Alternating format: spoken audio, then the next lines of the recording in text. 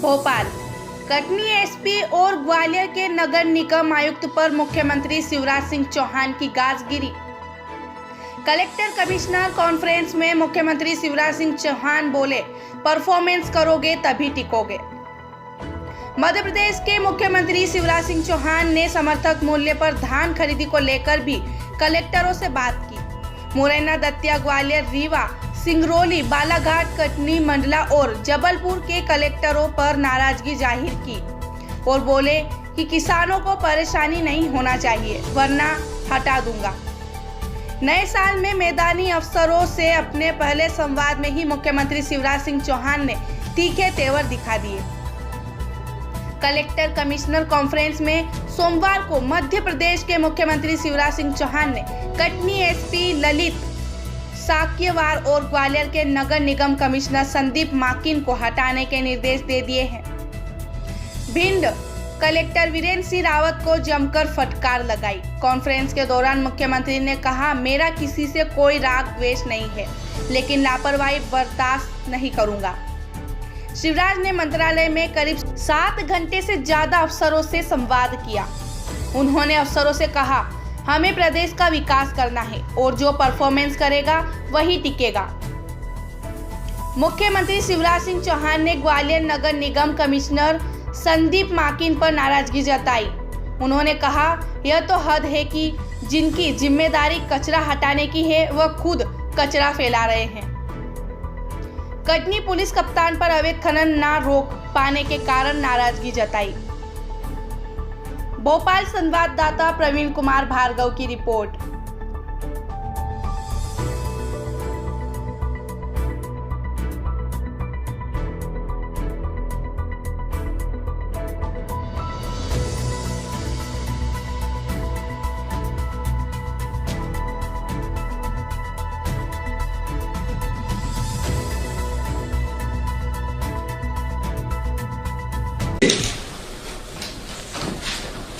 और 1 साल बाद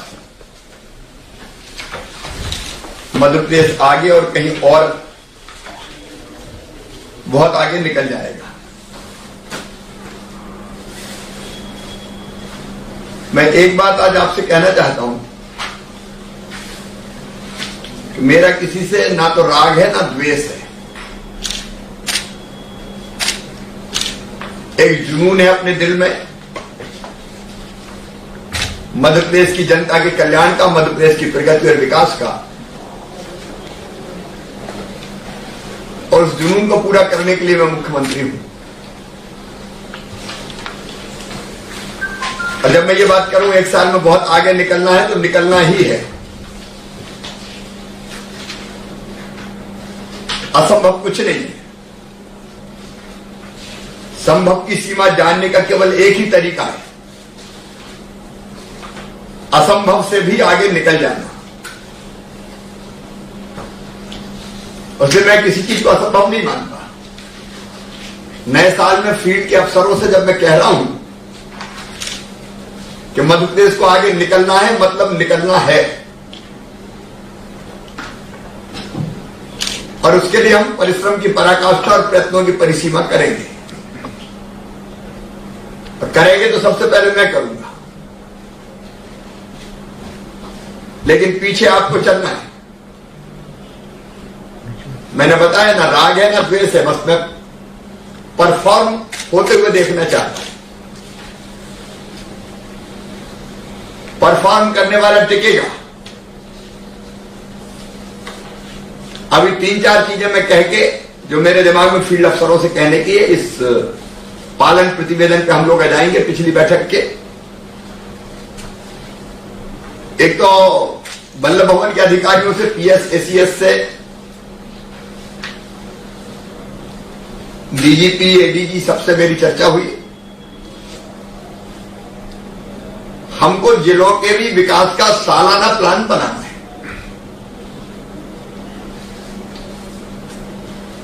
हम अंधी गली में नहीं चलेंगे कि कुछ पता ही नहीं क्या करना है। इसलिए हर जिले में क्या क्या करना है, डेवलपमेंट की योजनाओं के मैंने शहरी क्षेत्रों के लिए ये निर्देश दिए। कि आप नगर के डेवलपमेंट का प्लान बनाओ, वैसे ग्राम पंचायत के भी डेवलपमेंट का प्लान बनना चाहिए। उपलब्ध संसाधनों के आधार पर प्लान बनना चाहिए। उपलब्ध संसाधनों के आधार पर हम एक साल में ग्राम पंचायत में, गांव में क्या करेंगे, शहरों में क्या करेंगे, और वैसे ही जो जन कल्याणकारी योजना है उनके क्रियान्वयन की बेहतरी के लिए हमारा प्लान तैयार होना चाहिए। हर जिले का चाहिए मुझे।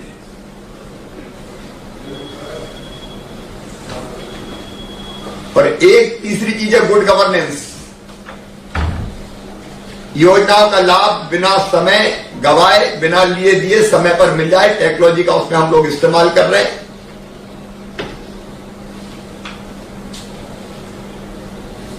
तो विकास की योजना, जन कल्याणकारी योजनाओं का क्रियान्वयन, गुड गवर्नेंस, निश्चित समय सीमा पे बिना किसी परेशानी की चीज का लाभ मिल जाए,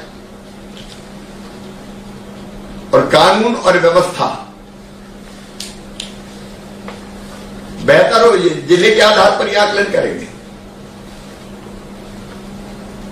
और कानून और व्यवस्था की भी आप योजना इसलिए बनाए कि अगर भिंड में कोई समस्या है, मंदसौर में कोई समस्या है, बालाघाट में कोई समस्या, अलग अलग तरह की है, तो एक तो तात्कालिक रिएक्शन होता है, हम उसको तुरंत निपटाते हैं, लेकिन दूसरा हम लॉन्ग टर्म प्लानिंग भी करें उसमें कि लंबे समय से अगर अफीम की तस्करी हो रही है तो हम लॉन्ग टर्म में कैसे उसको पूरी तरह से खत्म करेंगे। नक्सल समस्या है तो उसका समाधान कैसे हम करेंगे। गुंडागर्दी और बदमाशी है कहीं, या माफिया है तो उनको कैसे हम समाप्त करेंगे। तात्कालिक और दीर्घकालिक समस्या के आधार पर एक, क्योंकि जिले काम के आधार है, गांव शहर जिला। भारत सरकार की सब योजनाओं में नंबर 1 रहना है हमको, और ये तब होगा जब हर जिला परफॉर्म करेगा। अभी कुछ योजनाओं में हमारी स्थिति बहुत बेहतर है, और जिलों में आपस में भी मैं प्रतिस्पर्धा चाहता हूं। कौन जिला नंबर 1, नंबर 2, नंबर 3, ये स्वस्थ प्रतिस्पर्धा हो। देश में केंद्रीय योजना, प्रधानमंत्री जी की योजना में भी नंबर 1 रहना है, और जिलों में स्वस्थ प्रतिस्पर्धा हो। सब योजनाओं में बेहतर क्रियान्वयन के लिए कौन बढ़िया काम करता है, और ये सब योजनाएं आप प्लान पूरा आप तैयार करेंगे, सीएसडीजीपी देखेंगे और उनको इंप्लीमेंट करवाएंगे, उसकी मॉनिटरिंग करेंगे। कमिश्नर्स का और आईजी का भी अपना रोल रहेगा। इन सब चीज को कमिश्नर को अपने कमिश्नरी क्षेत्र में देखना है और आईजी को अपनी रेंज में देखना है। तो ये हमारे जिले का सालाना प्लान तैयार हमको करना है विकास का। अभी हम जनवरी फरवरी में काम करेंगे, बाकी टारगेट्स आपको दिए जा रहे हैं, लेकिन 1 अप्रैल से उस बनाए हुए प्लान पे हम सबको चलना है, और हर महीने उसकी समीक्षा करेंगे ही हम, और उसी के आधार पर जिले की ग्रेडिंग भी करेंगे, रेटिंग। जिले की भी रेटिंग होगी और विभागों की भी रेटिंग होगी। एक और महत्वपूर्ण काम है जो अनदेखा रहता है हमसे, उस पर हम चर्चा करेंगे। वह रेवेन्यू, राजस्व हमको बढ़ाना है, और उसमें जिले ये न सोचे कलेक्टर के हमें क्या लेना देना। चाहे जीएसटी हो, चाहे वाणिज्य कर का मामला हो, जितनी भी चीजें हैं उस पर चर्चा करेंगे। मैंने लगभग रात को 11, सवा 11 बजे हमारे फाइनेंस के प्रमुख को फोन किया था और उनसे कहा कि वो आज पूरी योजना तैयार करें, तो वो लंच के बाद आपके सामने वो प्रस्तुत करेंगे। क्योंकि पैसे की कमी का रोना हम नहीं रो सकते कि पैसे नहीं, पैसे भी लाना है, इसलिए उसमें भी जिलों की भूमिका बहुत महत्वपूर्ण होगी।